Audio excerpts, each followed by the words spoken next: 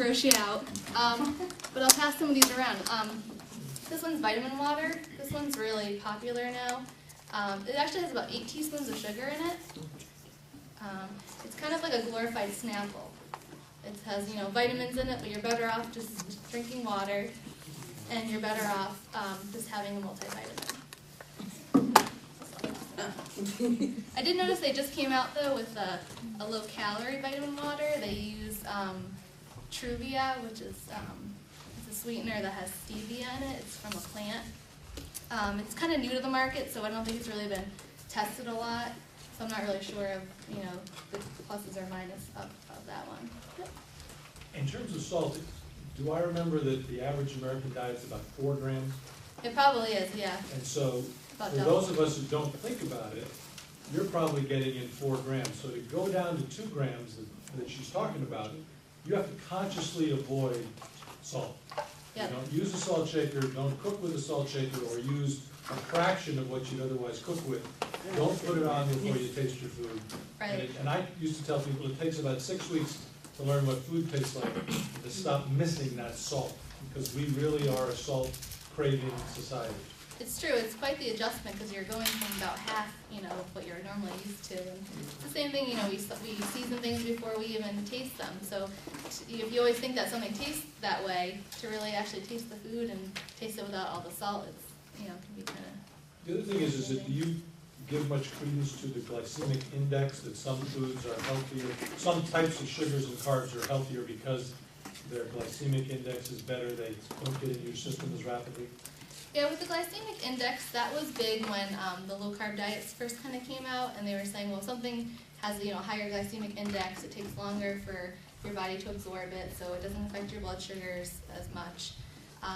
The one thing that's kind of faulty with the glycemic index is that if you look, I think like a Snickers bar has a lower glycemic index than, or a better glycemic index than carrots, because carrots are, they're higher in sugar, but it's natural sugar. Sounds good to me.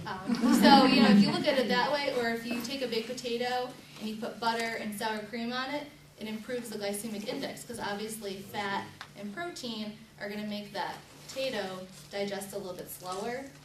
So you kind of have to take the glycemic index, I think, with a grain of salt. The one thing, just a teaspoon of salt, that's it, literally. So the one thing that it does kind of show you is that foods that have higher amounts of fiber are going to be healthier for you, because it's going to take your body a little bit longer to digest them. So glycemic index, I know it's kind of give and take. I wouldn't, base my diet on it, but it's kind of some of the points that it shows us can be helpful. So. Can I ask a question? Yeah. I drink a lot of 100% juice, like apple juice, grape juice. How bad is that for me? Like if I drink 8 servings.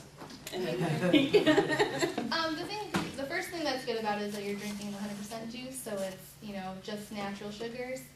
The one thing though you might be missing is the fiber that comes from eating like an orange compared to like the orange juice. So I would say it's good for you, but in moderation.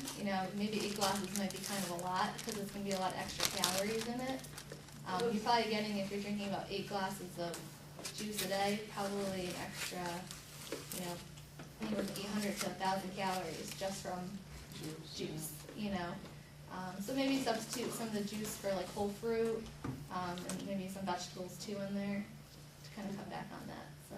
What might be a good guideline for the amount of juice intake, 100% juice intake a day? What would be a recommendation? I would say, like a cup to 2 cups a day of juice, as long as you're eating, other foods to kind of supplement that. Kristen, I'm drinking a lot of cranberry juice now, but I'm like breaking it down with water, and I'm doing half and half, so that kind of like dilutes it. Yeah, that's a good one too, where sometimes people cut it with like diet soda or seltzer or club soda, so you get that flavor of the juice, but not all the calories and not all the sugar. So that's a good one too, kind of do half and half. This one is showing Coke has about 17 teaspoons of sugar. And this is another one that's good to look at the label, because if you look at the serving size, there's actually 2.5 servings in one of those bottles. Nobody drinks part of that, though. No. They all drink the whole thing. Another one is Sunny D. I bring this into the schools a lot because kids think, this is great for me, and their parents think, oh, this is healthy. But if you actually look at the label, it's about 2% juice. And if you look at the ingredients, we were talking about looking at the ingredient list. First ingredient is water. Second ingredient is corn syrup. And it's like fortified with vitamin C, but so this one has about 18 teaspoons of sugar. So it's kind of like soda without the carbonation.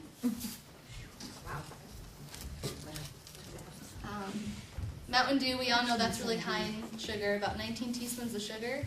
What's even more alarming is that root beer actually has a little bit more sugar than Mountain Dew. It has about 19.4 teaspoons of sugar. Compared to Mountain Dew has about 19. So it's really important to look at the labels. We found too that if you drank one of those sodas, the Coke that I'm passing around, every day for a month, you would consume about an extra 5 pounds of sugar. So it's about 510 teaspoons. So if you drink one of those a day, every day for a month, yeah, 510 teaspoons of sugar. And you're not really getting any nutritional value for it, right? What I listed too on the next page, or when we talk about servings, are just ways to size up your servings. So instead of having to measure everything that we eat, we can use common household items, things that we have around every day, to kind of measure out our portions. So when we talk about a serving of meat, which is about 3 ounces, it's about the size of a deck of cards. Kind of use your palm as kind of an example. It's not really a lot when you think about, how much protein we need at each meal. Some other ones are when we talk about, people say, oh, it's really hard to get those 5 to 9 servings of fruits and vegetables in every day. Well, when you actually look at what a serving of fruit and vegetable is, it's not actually that big. It's pretty manageable. So like a peach or an apple, it's about the size of like a tennis ball. Like the apples that you get in the bags at the supermarket, that's about 1 serving. The ones that come loose, they're probably about 1.5 to 2 servings of fruit. So keep that in mind when you're counting your fruits and vegetables for the challenge. You might be getting more than you actually think, right? If you look at like an ounce of cheese, it's about the size of 4 dice. So I think we tend to underestimate the healthy foods. Underestimate the bad foods that we eat and kind of overestimate the good foods that we eat in terms of serving sizes. We talk about, a cup of mashed potatoes or broccoli. A cup of like leafy greens would be a serving. It's about the size of like your fist. You look at that. A teaspoon of butter, just about the size of the tip of your thumb, or like 1 small dice. So when like you're using salad dressings, sometimes it's good to take one day and measure out every single thing that you eat according to the serving sizes, and I bet you'd be kind of alarmed to see, am I on track, or am I, doing it right? But it's kind of interesting to see, what do we perceive as a serving and what actually is a serving. We talk about an ounce of nuts, about a handful. We talk about a cup of like rice or pasta, about the size of a Walkman. I don't know if they actually even make those anymore. I'll have to like convert it to like this many iPods stacked up. I don't think they exist anymore. A pancake is about the size and thickness of a CD. And I'm not saying, you'll have to have just 1 pancake at each meal. It's just if you're going to have... Linda's, they probably have... That's a great... Yeah. Per serving. Right? Yeah, we don't want to talk about there. Pancakes as big as your head. Yeah. Count as 1 serving. It's the same thing. Everything's getting super size that, and muffins and things like that. The average bagel is about the size of a hockey puck. A lot of times the ones that you get, the ones that the vendors ones in the frozen food aisle, those tend to be about 1 serving. Yeah. Does anyone know if you had a bagel at Dunkin' Donuts, how many slices of bread that would be equivalent to? 4. It's actually 6. Wow. So it's very dense. 6. Yeah. So it's like 6 plastic bread. It's like a healthy. For our bagels here too.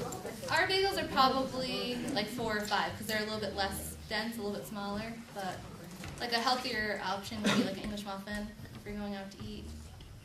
That would be like healthier than a bagel. Or half of a bagel. Yeah. Or toast. Or toast. Yeah. Yeah, that too. That would be another better choice.